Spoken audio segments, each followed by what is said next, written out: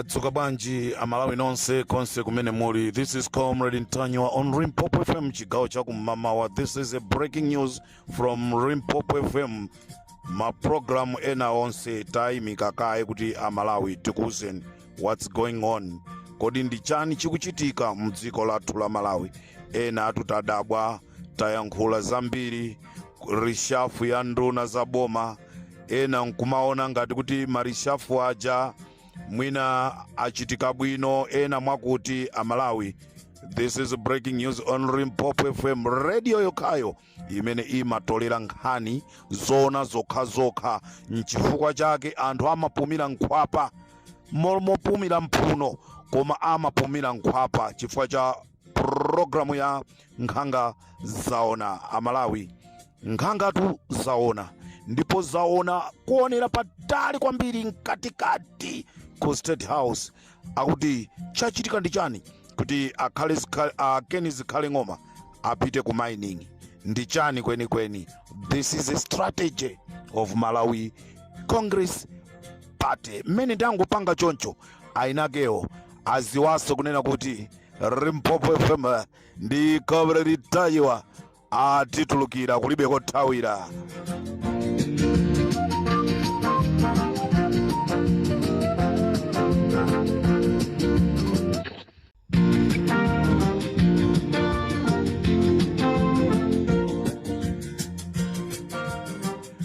Kulimba mtima kumene akulimba mtima IMCP kunena kuti boma ndilo mweri sakusintha.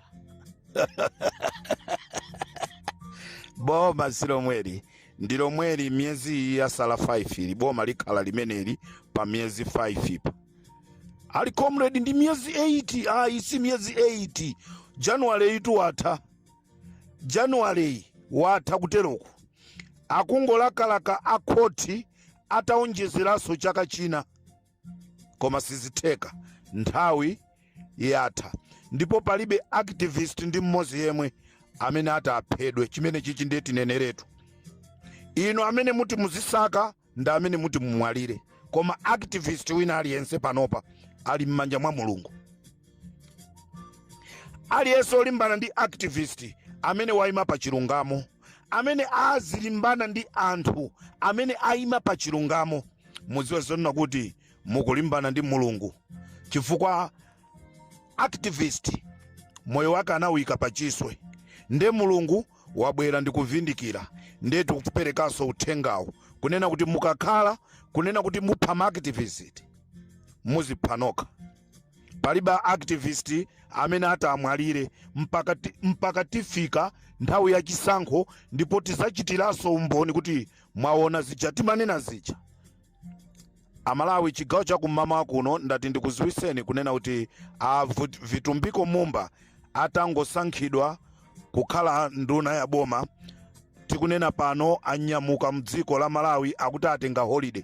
Kungosankhidwa siku lomwero ndikukatenga holiday. Sunagwireko ndi ntchito ina iliyonse kungosankhidwa ndikukatenga holiday. Nde Vitumbiko Mumba amene asankhidwa ndi Ankulawa Chakwera pajatu Vitumbiko Mumba akuchoka kumbumba ya akazawo a Chakwera.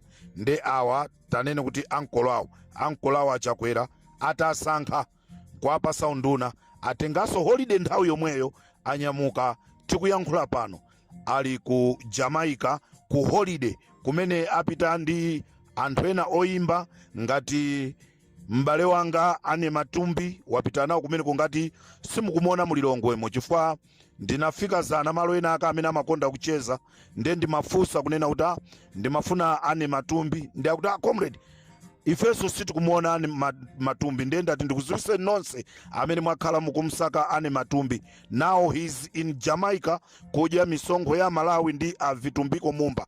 Komanso pali mafumu ena amene apita nawo kumeneko ndi anthu ena pafupifupi 85 amene apita ku holiday yotenga munthu mmodzi koma watenga anthu 85 a Malawi. Are we serious?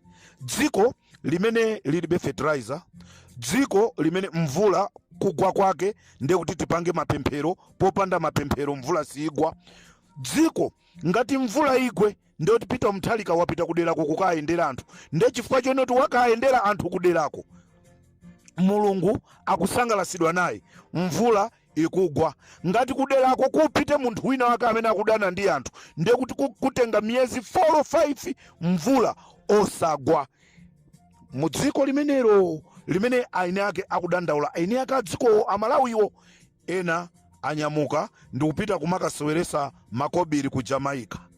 Nkhani yomvesa chisoni kwambiri, nkhani yomvesa chisoni mu mbiri ya Malawi.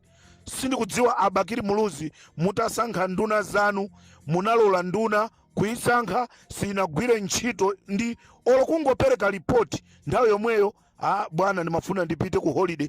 Sindikudziwa the late Mutharika bingu ngati anayamba kupangapo zimenezi. Sindikudziwa Peter Mutharika ngati anasankha nduna in just few hours ndikunena kuti ndatenga holiday ndikumapita kunja ndikumakasangalala ndi anthu. I don't know what type of dziko limene azisogoleri ake sakuziwa chimene akuchita. Tiyeni njoyani, sangalalani, chifukwa ndi nyengo imene tili. Musazikane nafe Amalawi, chifukwa Amalawi talimba mtima kunena kuti MCP tikuichosa. Ndipo ndikufuna ndikusimikizireni kunena kuti there is no any room for MCP to come back in government, whether you like or not.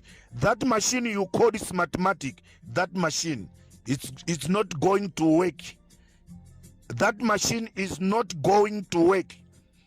Chomvesa chisoni ndichonena kuti makoti mwalengeza zonena kuti kukhale jeni extra nthawi yonoti anthu alembese zisankho. As I'm talking now, ndinapita kumulanje, kulibe wina aliyense amene walembesa. Nde kulembesa mukulembesera kuti m'manyumba mwa makolo anu kalembera amene iyi inuyo ameki amphaso sambo mukulembesera kuti kalembera tikufuna kumene mukulembesera ku area 49 m'manyumba mwanthu, ku area 12 m'manyumba mwanthu, kupanga duplicate zinthu ndi zimene mukunena kuti mukulembaso kawiri anthu. Amalawi ndifuna ndikusimikizireni palibe Malawi wina aliyense amene angabwere poera kunena kuti ine ndakalembesa fezi imeneyi akunena kuti taonjezera. Palibe china chilichonse chimene chachitika. Are we going to call this election kunena kuti ndi chisankho chimene Amalawi ambiri tili nacho okondwa? Ndifuna ndikutsimikizireni Amalawi, zadzukeni mwaunyinji kupita kukaponya voti yanu. Musayiope mathematic imene ija tichaya kugwesa. Wina aluza atazika iyeyo musimathematic imo, koma siku lokaponya mavoti akapezeka zonoti musimathematic mulibe china chilichonse chimene iye anachikamo. This is Comrade Tanywa on Limpopo FM.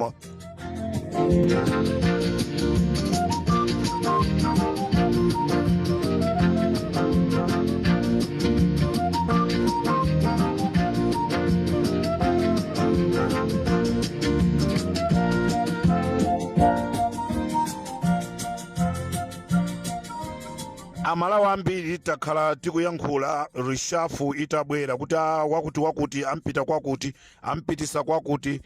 Chigawo chakumama kuno ndati ndikudziwiseni Amalawi nonse konse kumene muli. Panopa ndi pamene pabwere za uchigawenga zochuluka. After Limpopo FM itatulukira kuti department ya polisi anthu owerengeka awa akugwira ntchito ndi Akenis Khale Ng'oma. Boma labwera ndi strategy lachosa Akenis Khale Ng'oma ku nduna umene uja kumene anali ku polisi kuja, achosako kuchitetezo, apasa unduna wa mining. Chifukwa chani apasa unduna wa mining? For the reason which I want to tell you Malawians. Akenis Khale Ng'oma atenga ndikuapitisa pa udindo wa mining pa chifukwa chonena kuti MCP yakonzeka kulowesa zigawenga mu dziko la Malawi through mining. Anthuwa azilowa mu dziko la Malawi kukhala ngati akuzagwira ntchito ya mining. Main reason yawo ili yonena kuti akubwera anthu aja ndi zigawenga kuti athane ndi Asulaimana, athane ndi Aboni Kalindo, athane ndi Wabakiri TV, athane ndi Antanyiwa, athane ndi Amtolo, athane ndi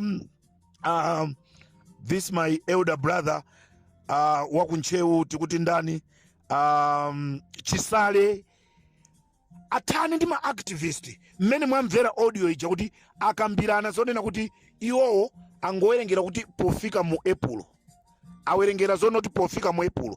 So sakudziwa kuti mu Aprilmo paliso enaso akhalaso mwina akumwalira mwazizizi.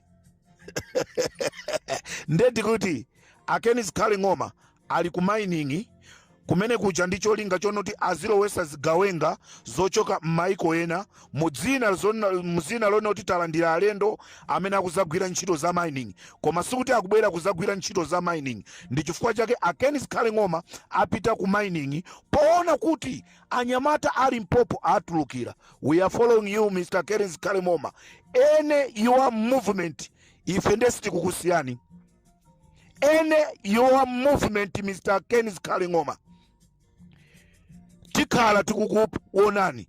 Mulendo wina aliyense amene akubwera muziko mwathu panopa ndiye tayikanso atola nkhani ochuluka m'ma-airport, game sigwira m'ma-airport mwathu, ena nda polisi, ena nda ame. Chifukwa mwina mangoti kodi Comrade Ntanyiwa akuzitenga kuti tachitaso nafe plant pamene inu mukubwera ndi plan A, ifeso tikubwera ndi plan yathu A. Inu mukamabwera ndi plan B, ifeso tikubwera ndi plan B. Nde m'ma-airport mosi taikaso nafe atola nkhani athu aboma. Every road block emene muzikhazikisa m'Malawi taikamo atola nkhani ali Mpopo FM. Ali mwala kwa kulula iyayi tizulula kuti aziziwa akamakambirana kunena kuti gemu iyi iphulika, gemu iyi iphulika. Pano paso sitikuendera zocheza. Wosaka azisaka, akagwidwa kosakidwako zimene zonso ndi zake. Popita kumakasaka sazikani kunena kuti mai ndikupita kukasaka koma sindikuziwa kuti ndibwera kapena sindibwera. Chifukwa tili mu injury time, ulendo uno ikhala 50-50, nanga si akonzekera kupha nde pozitetezaso nafe. Olo Bible limanena kuti zitetezeni tu azibusa ndikunama, Bible so limanena kuti zitetezeni. So ifika nthawi yoziteteza nde poziteteza munthu sangabwere pa khomo pako kumaza kumenya iwe kumangoyang'anira. That means you are stupid.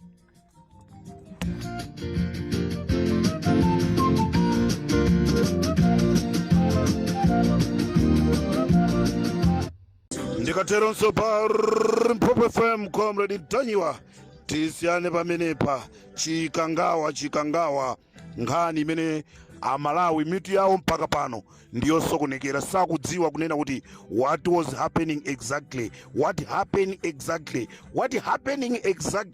Zizungu zosiyana Amalawi akuzigwirisa ntchito, ndipo zichewa zosiyana Amalawi akuzigwirisa ntchito kuti adziwe chinachitika ndi chani kuchikangawa. Koma till up to now palibe munthu amene akumvetsesa. Pali mafunso ochuluka, anthu akufunsa kodi lamba uja ndege yomwe ija jombo ya msilikali imene ili ni mabowo 24 inachoka bwanji kuphazi kwa msilikali ili yomangamanga. Mpopo FM dikawre ditaja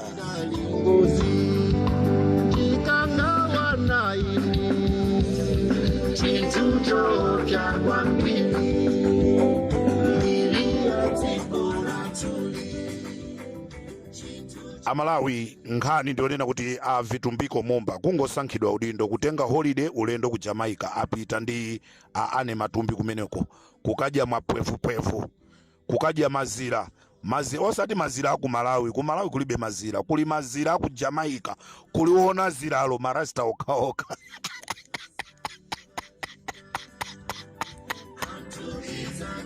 Mafumu apita kukadya mazira aku Jamaica kungoliswa zira nkatimu mungotuluka ajina Bob Marley akuimba. Tikuti Mpopo FM nkhani ndiyonoti akeni zikhale ng'oma udindo umene asankhidwa uja asankhidwa pa zifukwa akufuna anthu tonse tithe mziko kutero ko udindo umene udindo wa mining uja apasidwa ndi cholinga chonoti azilowesa zigawenga ndi mkulu akuti ndani zina lija namva mwana wanga dadi na jaketi ndeti kuti asina jaketi na majaketi ndikatero Safari Pop FM kumeneko ndiko kuyankhula kwa Comrade Nthanyiwa chigawo chino chakumasana audio imene yachitidwa mamawa koma ifeyo tayipeza chakumasana kuno kutero kuti tati ayi anthu amene amatitsatira pamuzi pano tapatsire zimene amenera kuti alandire takhala mbombo kufikiranso nthawi ina pomwe tibwere nkhani zina zosiyanasiyana ndikuti mwakumanonse zikomo.